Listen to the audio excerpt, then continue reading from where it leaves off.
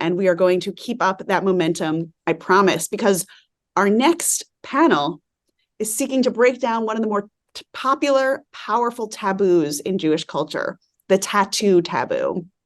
I think we've all heard the adages about Jews and tattoos. You can't get you can't get buried in a Jewish cemetery, which not true, but all these other reasons why tattoos just aren't Jewish. But actually, there's a powerful emerging tradition of tattooing and body art as not only an expression of Zionist identity, but also as an important element of healing after trauma and tragedy. So we're hoping that this next panel can open all of our eyes to the beauty and healing power of tattoos. So helping us break these taboos down, and hopefully maybe even showing us some of their own ink, are our two fabulous panelists. Craig Dershowitz is the Chief Executive Officer of Artists for Israel, an organization that works to prevent the spread of bigotry and help heal communities affected by hate. He's also president of Healing Arts Kits and Healing Inc., which focus on assisting people injured during conflict and children living under the threat of rocket attack. Craig has received many plaudits and awards, but the most significant one to him was the Key to the City of Sderot that he received for his work there. And I'm sure we will get to that. And it's unfortunately topical resonance today. Kasim Hafeez is a British citizen of Pakistani Muslim heritage who grew up being exposed to radical anti-Western, anti-Semitic, and anti-Israel ideas daily. During his teenage years, Kasim embraced a radical Islamist ideology and became very active in the anti-Israel movement. But Alan Dershowitz's book, The Case for Israel, challenged Kasim's fundamental beliefs and caused him to undertake a period of research and reflection that led him to Israel in 2007. Witnessing the true nature of the Jewish state changed his perception of Israel, and he felt a moral obligation to publicly speak out for Israel and the dangers of radical Islam. So welcome to you both. I'm so excited to dive into this conversation. Thank you. Thank you for having us. Yeah, thank you. To get started, I'd like it if we hear from both of you about your first tattoo, why you got it, what it is, where it is, and then your favorite tattoo. So Craig, you are the more visibly tattooed. Why don't we start with you? Am I really? I couldn't tell. My first tattoo was, wow, this was like 20 something years ago. It was the Sephirot from Kabbalah, which links, man where we are now and all the places we want to travel to reunite with the Godhead, to reunite with the best of ourselves. And it was on my back, connected up to the top of my head in the back. And it was just to remind myself of who I was and who I wanted to be and how I should strive to get there. That is a super Jewy tattoo. It was very Jewy. I said, I'm going to get this one tattoo. So, it should be Jewy, right? It should at least satisfy that part of, I had all the misconceptions back then too, but don't worry, ever since then, there's not so many Jewy tattoos left. So what about your favorite tattoo? I've got a tattoo on my neck that says C/S, and it's a subculture of very limited amount of people who have this tattoo. It's only gifted to you by someone else who has it. You have to know the lineage and history, and it stands for konsefos, which means with honor and with respect. And there's a few hundred people in the world who legitimately have this tattoo. And to get one, especially as a non-tattoo artist, and especially someone who's outside of the tattoo culture, who got it because of my work doing our Healing Inc. project and helping people heal through tattoos, is just one of the greatest senses of belonging and feeling included in something that I also think is special and honorable. Amazing. Kasim, how about you? So my first tattoo, I got when I was Muslim, and when you're Muslim, it's like completely, you don't get tattoos. And I got a blue Star of David because, why not? I got a blue Star of David with 1948 written underneath it. Sadly, that tattoo no longer exists. It was awful. Like, in terms of how it was done, it was something I did like spur of the moment, was not well done, and I got it covered up because it just didn't look great. And I got that done a few years ago. But that was my first tattoo. Also a super Jewy first tattoo. So we are keeping things on theme here. What is your favorite tattoo? So my favorite tattoo, it's a strange one to say, I guess, as a favorite tattoo, but it is because it's the most meaningful. I have the number of a dear friend who sadly passed away, who was a survivor of Auschwitz. And I asked his permission, so I have that on my arm in the same spot that he had it. So. Wow. I imagine that gets a pretty wild response when people see that. It does. I think people are either surprised, shocked, but it's also a conversation starter. And that was never the intention behind it. But I've had all sorts of responses. One of the strangest was when somebody said, "How old are you?" I was like, "Not that old." They were doing the math. Yeah, they were genuinely so. So, Kasim, I think a lot of people heard me read your bio and said, what? So could you walk us through your journey? We don't have that much time, but we have enough time for you to break it down and just explain to us how you got to where you are now and what you're doing, and just a little bit about that journey. For sure. I'll try and keep it as condensed as possible. So, as the accent, I'm British. I grew up in England. My family are Pakistani Muslims. They came to England as immigrants. And I kind of grew up in a very insulated Pakistani Muslim community, which I think is just very common for new immigrant communities in a new society.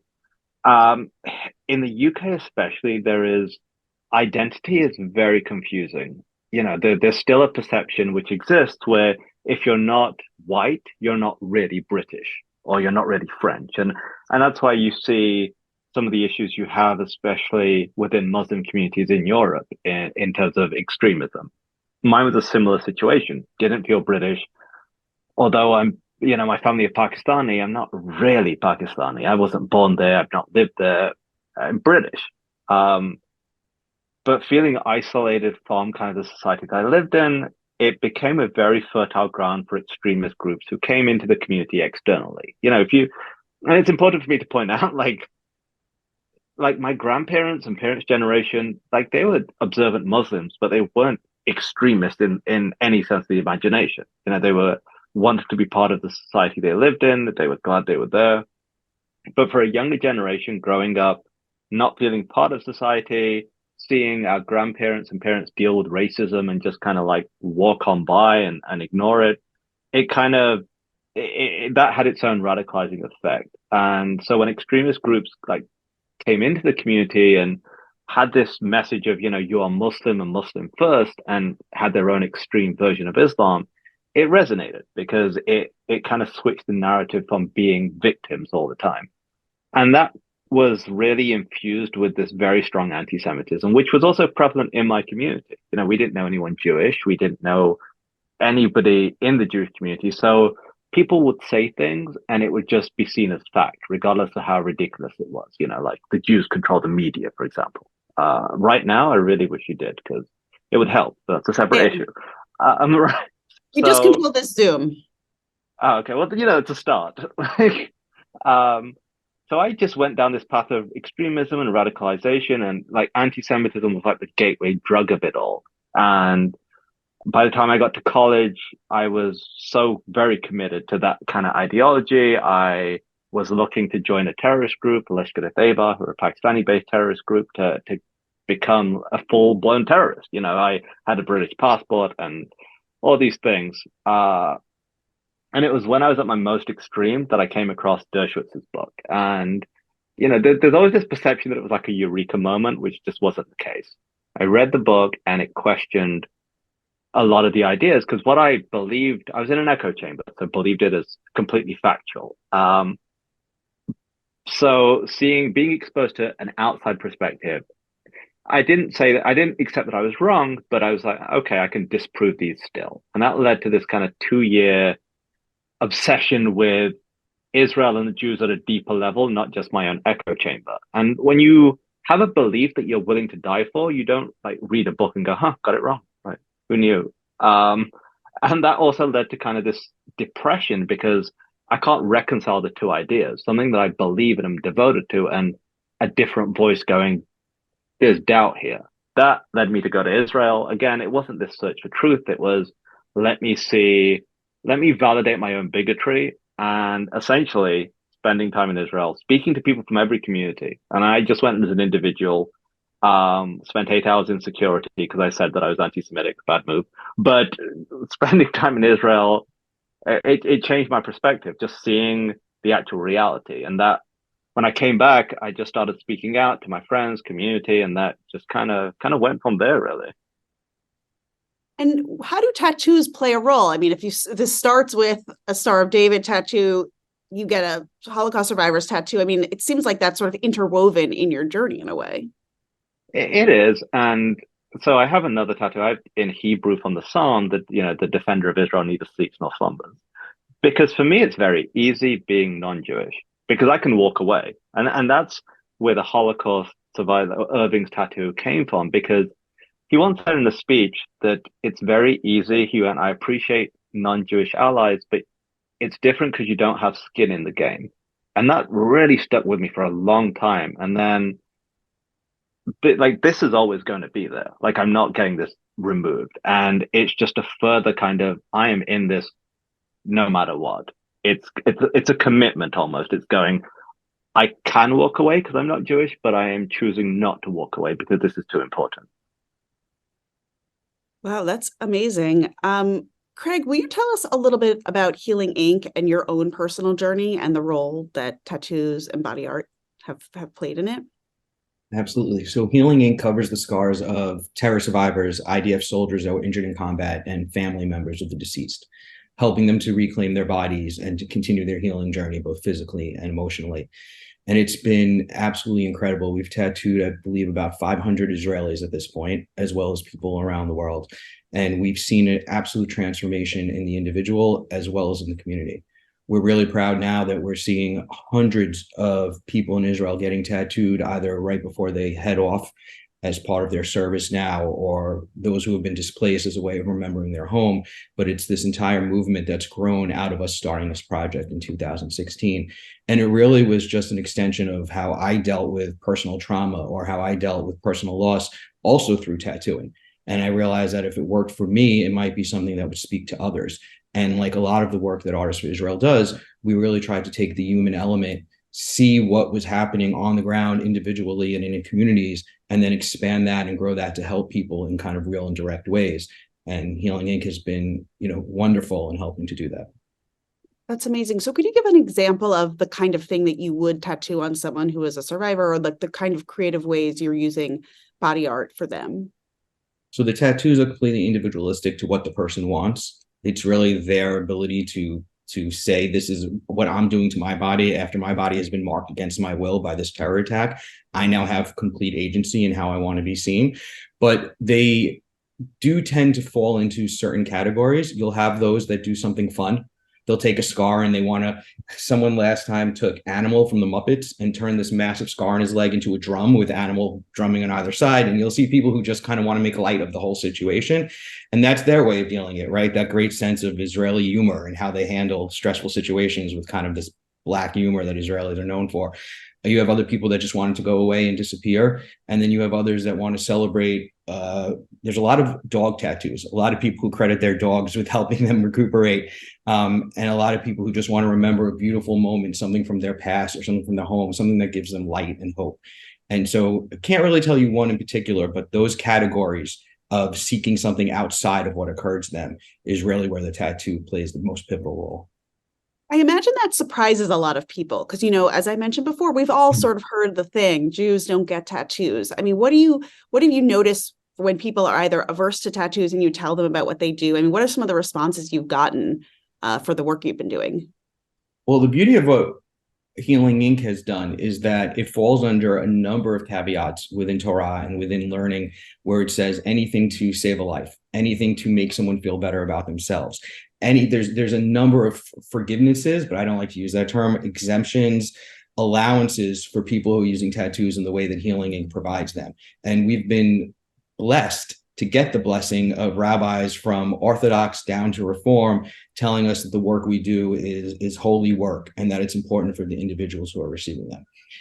Of course, that doesn't mean we're not immune to the average person who thinks they understand Torah better than anyone else. And it's always so confusing to me that someone who's not obeying a number of the other commandments will feel very strongly about tattooing. And I understand that's a personal thing, and there's history and generational trauma regarding tattoos, as Kasim's tattoo speaks to. But, it's not my point to engage them. The healing and tattoo are there for those who need it. And those who understand that modality of healing and have not received help and relief elsewhere, they're the ones that I'm concerned with, not to the outsiders who don't understand. It's so interesting. You'd mentioned this idea that the trauma was something that happened to their bodies without their consent, without their agency, and tattooing as a way to sort of restore that agency. And then Kasim, the idea of the tattoos during the Holocaust, I mean, that was the ultimate just abdication of your bodily control, right? Like someone is tattooing you, making you a number. It's just horrific. And the idea that you're then taking that and restoring agency. I mean, I think there's just such a powerful thread going through all of this. And I guess I was wondering if each of you could talk a little bit more about that idea of agency and the fact that when we take control of our own bodies, it's really just can be a powerful thing. Kasim, you're first this time. Okay. You guys are so polite. We respect each other too much. We're never going to speak first. Yeah, I kind of wanted to hear what Craig had to say also. I was like, can I match his answer? No, I'm kidding. So when I got this tattoo especially, Irving, whose number it is, said something which I was like, wow, I didn't even think about it that way. And he said that my number was given to me to take away and destroy my identity. You've taken that number and my story is going to live on because of it. And I thought that was incredibly powerful. And it is. It's similar to the flag of Israel for me. The Nazis made Jews wear a Star of David to identify them. And now it is on the center of the flag of Israel, a Jewish state, which people fly with pride. It's taking something which is forced and turning it around. And for me, there's something about taking that power and like getting a tattoo, be it the Hebrew on my arm, be it this, where you're making a public statement. You're making a statement, even it's not necessarily public, you're making a statement or a declaration that this is what I'm choosing to do. This is who I am. And, tattoos can be meaningful like this, or they can be the logo of your hockey team, because I have that on the back of my calf too. Like, what is your hockey team? This is important. Winnipeg Jets. Go Jets. That is I lived in Winnipeg. Wow. Don't ask why. Long story. But I think there is a power in, and it can be really therapeutic. Like to what I can't compare to what Craig has seen or the incredible work he's doing. But for me, it's incredibly inspiring when I see some of the tattoos that other people have, especially when it comes to things to do with Israel or Zionism or even the causes that matter, because it's a way of really committing, and you're taking that power and making that choice. And that for me, that's incredibly powerful. And my tattoos are less Zionistic at this point. There's obviously a lot more of them that I have, and so they come from a bunch of different backgrounds and places and things that I want to represent. But I was listening to the panel before this, and Leah, who I love, was saying some wonderful things about being put into boxes and people want to identify us. And I think she was saying how she's not white enough for the Spanish community, or she's too white for the Spanish community and too Spanish for the white community. And people love to say this is what a Jew looks like. And tattoos are another way of saying I refuse to be boxed in. And if we're able to do that as Jews and say we belong here, we belong in New York and LA, no matter what that anti-Semitism that we're facing is. We belong in Israel because that's our ancestral homeland. You can also say this is what my body looks like, and I'm going to choose to mark it and identify it however I want. I love that. There's something very ballsy about saying, like, this is what a Jew looks like. Right. And we look like everybody. We look like everything. There's no one definition of what a Jew looks like. I just want to remind our attendees that you can drop questions in the QA. I'm sure you guys have a lot of questions, so just pop them in the Q&A box, and we will get to them towards the end. Craig, with everything that's going on in Israel right now, I imagine there are sadly a lot of people who are going to need all sorts of, physical, emotional therapy after this, once things hopefully settle down soon. How are you thinking about this moment as as it relates to the work that you do? And how are you trying to sort of offer those services? Obviously, we're still in the moment, but how are you sort of thinking about this moment? Well, I was actually prepared to be speaking to you at midnight from Israel because I was supposed to be there right now with a team of 10 American and 20 Israeli artists, and we were going to be tattooing about 150 Israelis. Though we had a pool of 300 people who applied in under 48 hours before the most recent massacre and war. And so the need was already quite large. And as I said, we've already tattooed about 500. After the war, I can't imagine what's going to happen. But what I can say is that our Israeli artists, who are incredible, and those who have not been called up, or those who themselves aren't wrestling with all of what's going on, have been providing free tattoos for individuals in need in Israel ever since then. Since Healing Inc. began in 2016, that understanding of what a tattoo can represent and the healing opportunity that it presents for people has really started to blossom. And so this incredible team, although we're not there, as a group, as this mission that we normally do, they're continuing to do the work for us, and we look forward to coming back as soon as possible. And if we have to tattoo 500 people a day, we'll do it. That's amazing and just so moving, the work that you do. Kasim, I've been following along with you on social media, and really appreciating all the stuff that you're doing. What does it mean for you to be someone who is not Jewish, but is vocal in support of the Jewish people of Israel, and to sort of have, as you say, skin in the game, to be tattooed with Hebrew? I mean, to be sort of, again, visibly identifiable as aligned with the Jewish people. Right now it's of course really important because it's really cliche, and I hate saying this because it's the right thing to do.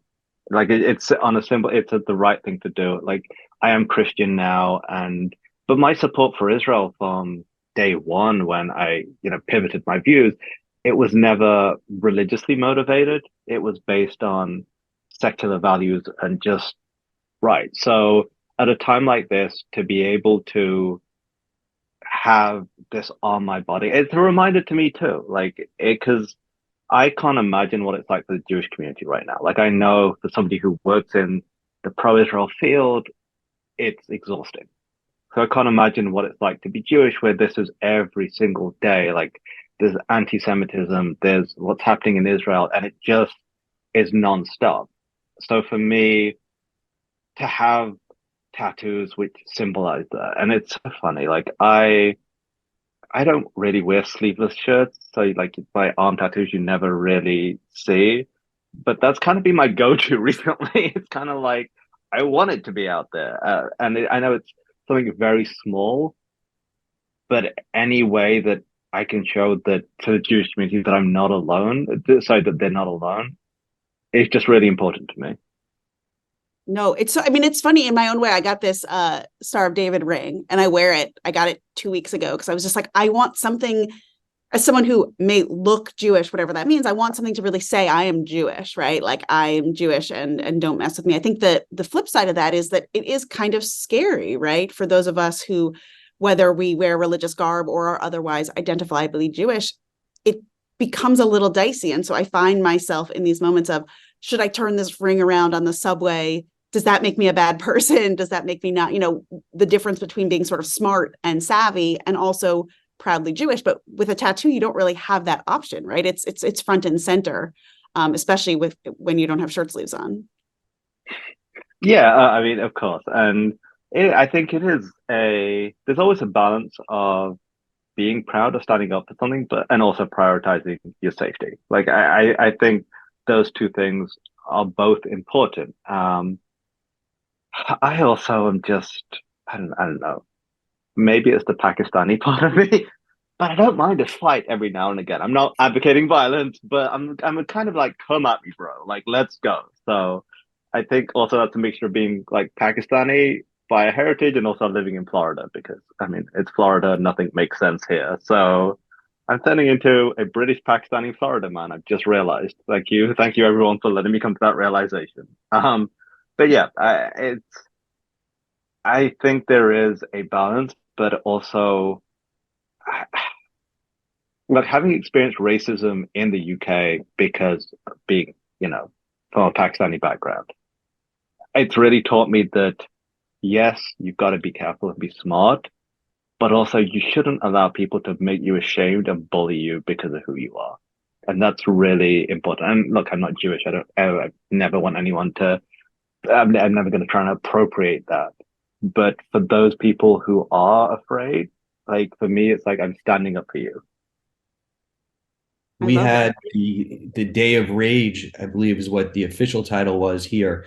And I live on my corner is a large yeshiva, and the Trader Joe's I go to on Friday afternoons is very heavily populated by Orthodox Jewish people shopping for Shabbat. And two things happened. One is I knew all these secular Jews who were afraid that day.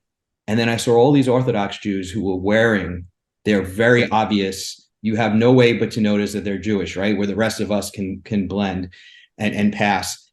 And I was so proud to see that and to see that lack of fear, because it says something about us as a people. And it also puts those who prey on our fear, it puts them on the defensive.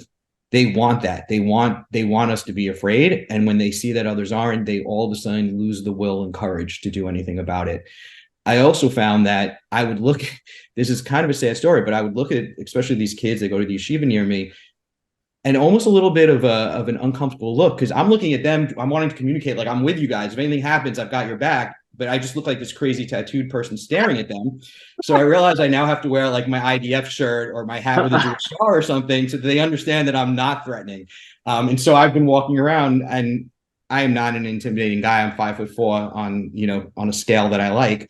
And I feel like I'm everybody's big brother now in the street, and I want to make sure, because of the tattoos, because I look perhaps a little bit different than most of the people in their orbit, that they know there's at least one more ally for them.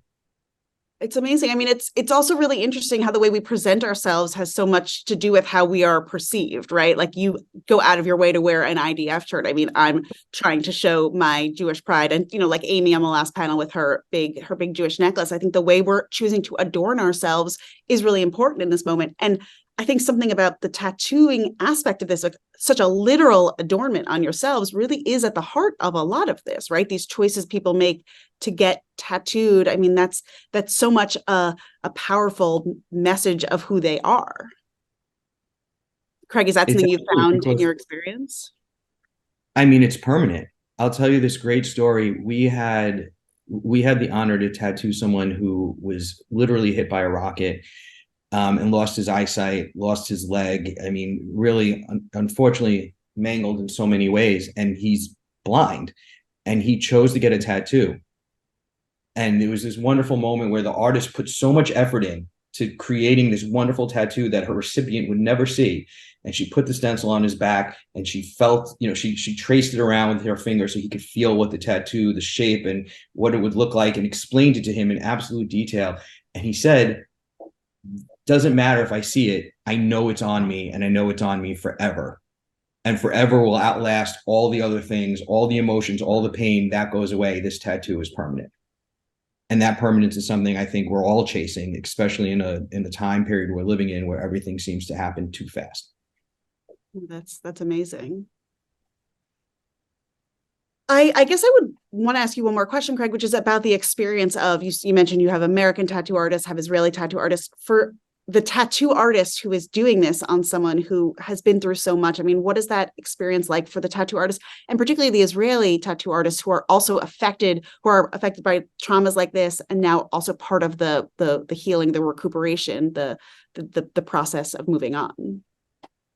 So, not so great kept secret. A lot of what Artists for Israel does is also for the sake of advocacy, and also for the sake of sharing the story of the Israel experience. And so we bring these artists that have millions of followers each on social media, because we want them to connect with and understand Jews and Israelis in a very personal one-on-one way. And we want them to see the beauty of Israel with their own eyes and be able to communicate that back. And so they come back, and I've heard from many of the artists we've brought, they're reaching out to the people they tattooed to check in on them and to see how they're doing.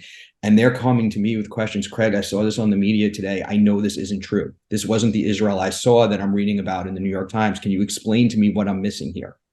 And so we've had a great opportunity to do that with the American and the international artists. With the Israeli artists, they feel like they've always wanted to give back in some way. And uniting them under this umbrella of Healing Inc.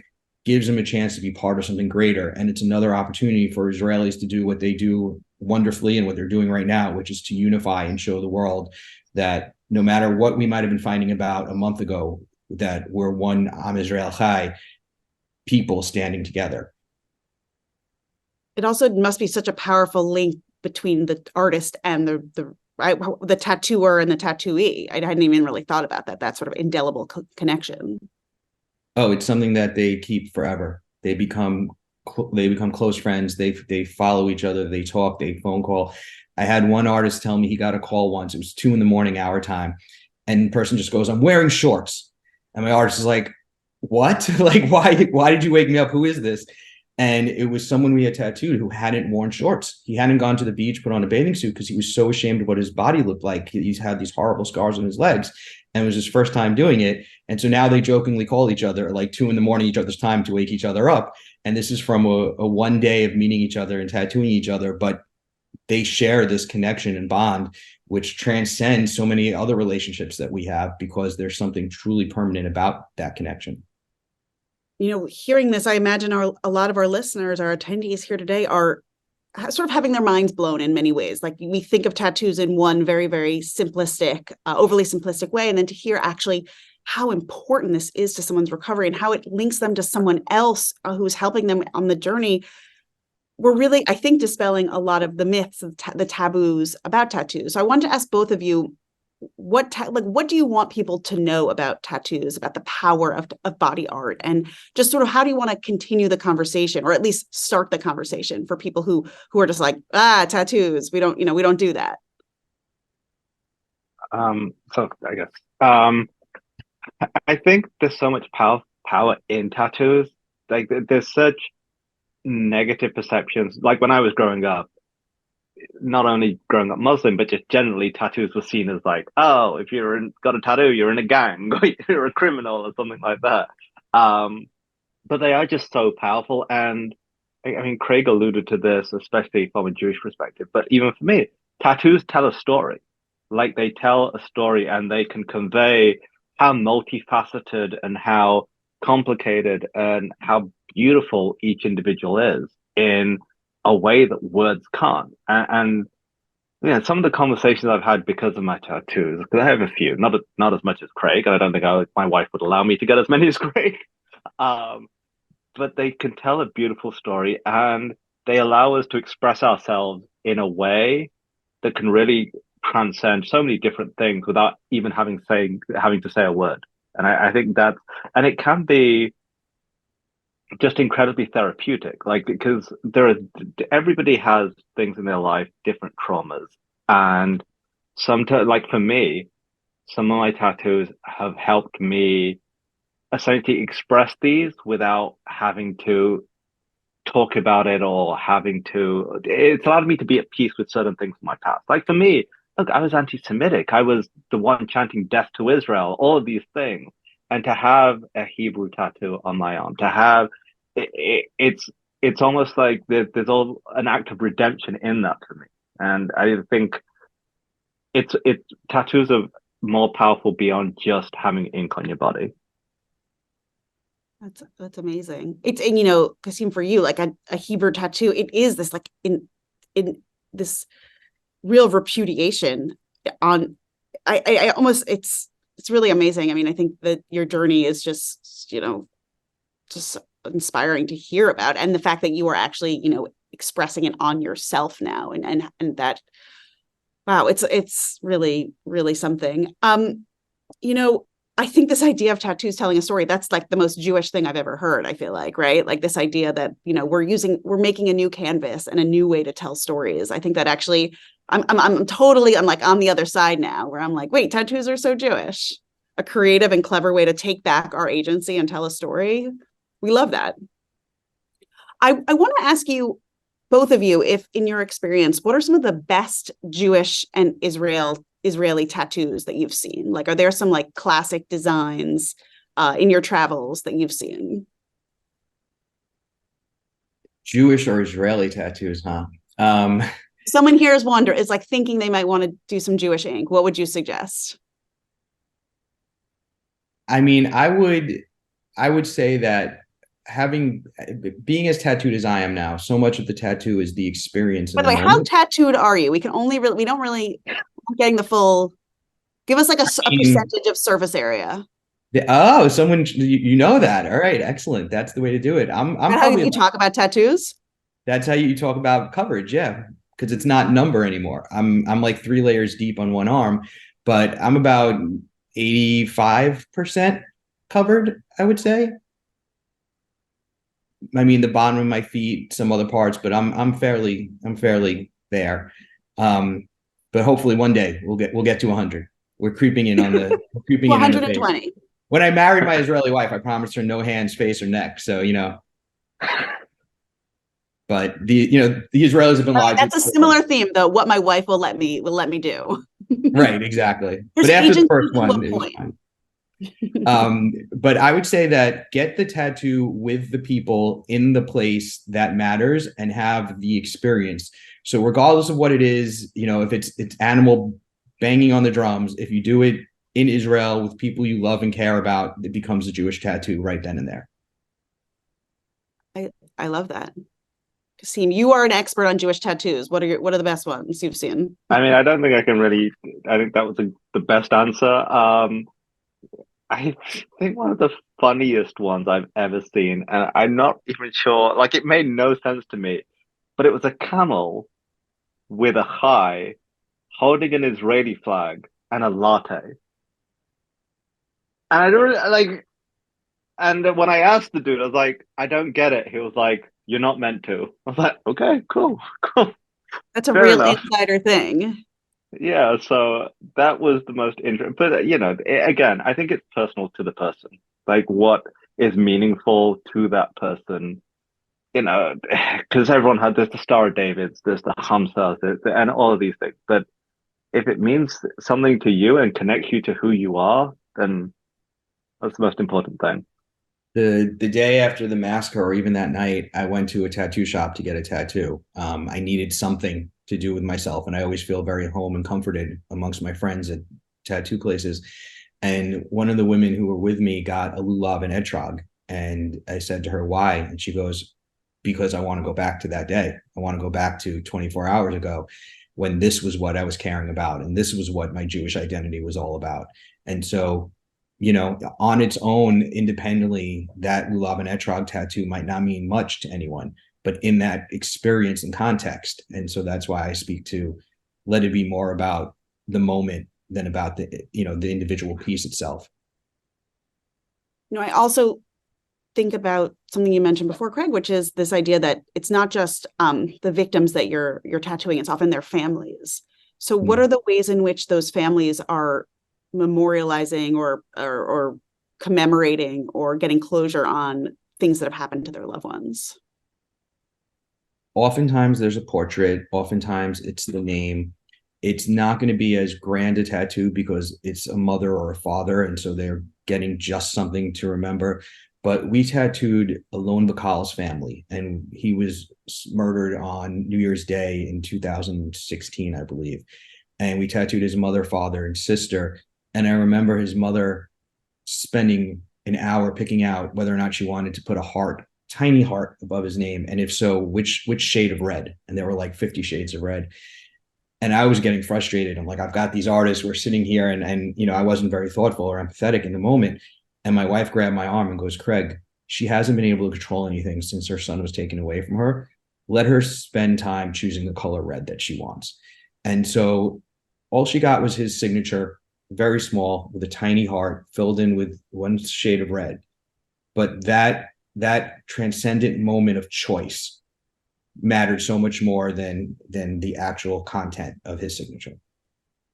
Oh, that's incredible. We have a question coming in for you, Craig, which is there something that you would have, a piece of art that you haven't been asked to do yet, or you haven't seen someone asked to do yet, but you are sort of curious or want to try? Oh, wow. No, after tattooing 500 people, I think we've seen it all. I think we've seen all. People have a lot of creativity when it comes to what they want to get tattooed. And it's not me, it's the different tattoo artists. So we constantly bring artists that can do all types and styles of art so that we can satisfy as many people as possible. And we have a very practical question. Someone who's asking, how effective is tattooing on scarred skin? They have a skin graft surgery and they're sort of considering that to cover the healing area. But can you talk a little bit about the sort of mechanics of that? Everybody's skin is different and every scar is different. So they should really go to an artist who has worked on scar tissue before and have that artist look at them and make a decision based on that. Oftentimes we don't tattoo over the scar for that reason. It might be too difficult. It might be too painful for the person. And so we'll just transform the area around the scar itself and give a tattoo that's much more noticeable than the scar. And actually, we have another question for you, which is that your tattoos seem to be monochromatic. And so do you have any color tattoos anywhere on that 86%? There's a lot of color on my leg. I'm covering most of the color with black and gray, but there's some color still on my legs. And how often are you changing the art on your body? How often are you redoing color, covering over? Again, it's a process. I happen to be lucky to work with a lot of great tattoo artists, and so I don't have a lot of great real estate left, and so we'll have to go over things that are pre-existing. I've been getting tattooed since it was illegal in New York. We had to go to these underground tattoo shops, so that whole concept that you've got to be a criminal to get tattooed is true, at least as far as that goes. And so in 25 years of being tattooed or something, there's going to be places you have to cover, but it's really not a thought now as to what's next. It's really more in the moment. Last time we were in Israel, we all sat in the Dead Sea and got tattooed. Not the most sanitary place to get a tattoo, but it was the experience of being with 20 artists and doing something no one had done before. They were very excited to tattoo in the lowest place on earth. And it was a moment that'll live forever in their memories. And it's a way they'll always keep Israel at heart. It's something that brilliantly unique to their moment in time that is now imprinted on them as this wonderful thing that occurred to them in Israel. And because of that, they're going to keep a love for Israel as well. Kasim, what else do you have planned? What kind of ink are you thinking about? Is this conversation with Craig? Like what are you thinking about in this moment?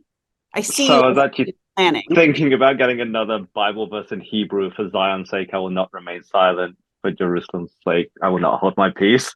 It's also in the seal of the organization that I work for, and I've been thinking about going that since October 9th. So yeah, I'm not done. And this is the thing. Once you get one tattoo, and that was me, I was like, one tattoo and I'm done. I'm like, how about another one? I'll get another one. Maybe, yeah. So yeah, that's what I want to get something else, which is Israel, Zionism related. And after that, we'll see. Again, what it's going to be? Can you give us an idea? So here's the thing, like, I am not creative, like, genuinely, I'm not a creative person. So like, I know the Hebrew that I want from the Bible verse, but I'm not sure whether it's a map of Israel, whether it's, I don't know. And it's my tattoos that I have got, the actual idea has always been, this is what I want to get, and I need to find someone to do it. So I will update you as soon as I know, and I have the approval from my wife, because right now she's kind of at that stage of do whatever you want. I think when they start creeping up towards the neck area, she may have issues. Also, ironically, my wife and Craig's wife are friends, so they're watching this being like, stop encouraging each other. So I'm just going to say, look, well, Craig's allowed to get those tattoos. Why can't I? So that's going to be my line. Well, it's funny because I was going to say, you're wondering what to get. We have an expert on the panel already here to help you figure out what it's going to be. Hey, I've given tattoos now just for fun. So if you want, she can't get upset if I tattoo you. Oh, I love that's true. I'm definitely going to reach out to you. For real. Should we do something to commemorate this Zoom panel? Can we do like to get one Hadassah? Too? Yeah, you should get one too. Then we'd all have to get like. I will say I do not have a tattoo. I'm very scared. Do they hurt as much as it seems like they hurt? For me, yes, absolutely. From you, I don't mind them. You don't mind? Well, Kasim's tougher than I am. I mean, he's British. They're stoics. I do have to say, I think we've inspired someone in this Zoom to get a tattoo, and they're saying, I want a tattoo in Israel. Can Craig recommend a tattoo artist in Tel Aviv or Haifa? I know, and that's probably a really hard question. I know you probably know a lot, but Oh yeah, I am not going to go on record recommending one over the other. Absolutely not. I will say that I have a tattoo for a shop called Ben Gita Tattoo in Tel Aviv that I have because I'm part of the Ben Gita family. And so I love those guys, and they're incredible people and they're incredible artists. So there, but there's really, in the last couple of years, there's been tons of great tattoo artists coming in and coming out of Israel, and all of them are quality. And people should know the oldest operational tattoo parlor in the world happens to be in Jerusalem. But I've heard about this, and I have a colleague who wants to go there and record himself getting a tattoo there. So wait, can you tell us about it? It's a family of Coptic Christians that have been tattooing people since 800 years ago. It began with a guy sitting in a chair with a sharpened pen, or a sharpened twig, basically, and stick and poking pilgrims as they made pilgrimage to the church. And the families just kept doing it since then. And they tattoo over these 800-year-old wood blocks, which they use as stencils. And you go into their shop and you can learn the whole family history of how they've done it, and images from as far back as there was photography. And just the stories, it's incredible. And still to this day, you'll walk in and there's busloads of Christian tourists and pilgrims coming just to get a commemoration that they had been there and they had come for the one time in their life to see the church and to see the holy city. So highly recommended. Wasim Razzouk is the owner of Razzouk Tattoos, and they're an incredible part of Artists for Israel's Healing Inc. program. It's the first thing you see when you walk in the door is a newspaper story of them participating with us. So we're really proud to have them as partners and friends. Can you spell that for people who are asking right now? Razzouk. Amazing. So people are asking for both of your Instagram handles. And Kasim, this I think will let us tell everyone about the work that you do, which I don't think we've talked about yet. So Craig. I have no idea what my Instagram handle is. I'm just going to check. Give me 1 second. I just had it open. Okay. It's Kasim. Oh, sorry. Go ahead. No, you could say it. It's your name. You could say it. Okay. It's Kasim Hafeez 22. 22 used to be my jersey number when I played sports. So. And you were on the Jets, right? Huh? The Winnipeg. They got desperate when the franchise first came back. They're like, "Hey, you look like you could escape. Why not?" So, and will you tell people the kind of content they're going to see there and about your role at QFI? Yeah, sure. So, look, I have been speaking up, particularly since October the 7th. I mean, I've been speaking up for years, but just seeing kind of this onslaught of hatred and bigotry and just misinformation, I will talk about topics regardless of what they are. It could be about people tearing down flyers, clarifying certain things that are happening or being reported in the media. And sometimes I'm just like telling Jewish people to be proud of who they are, like genuinely. I sometimes feel like Jewish people forget how like every single Jewish person living, breathing is a defeat for every single anti-Semite out there. You should be proud of what your ancestors achieved and what you represent. And don't forget that. Y'all are pretty cool. That is amazing. Thank you so much for saying that. Thank you for reminding us how awesome we are. Okay. And Craig, where I can't believe I said y'all. Like, sorry. It's Craig, where can we find you and find your work and get involved? So there's two. There's Artists for Israel, and that's the number 4, not the word. And then there's Healing Inc.org, Healing Inc. INK, where you can see specifically the tattoo project. Wow. Thank you both so much. This has honestly been, I think, completely eye-opening for me. When are we getting our tattoos? After this? Well, I think we're in 3 different states. Is that right? Yes, and this ends at 8 p.m. on my time. So we'll just meet up right after that. Okay, excellent. Cool. I'm down. I'll take a drive to the airport. Craig Dershowitz, Kasim Hafeez, thank you so much for being part of Hadassah's symposium and showing us the many ways we can be thinking about Zionism in Israel in out-of-the-box ways. I love this idea of tattoos telling a story, what a Jew looks like, conversation starters. So thank you for starting this conversation with me. Thank you, guys. Thank you.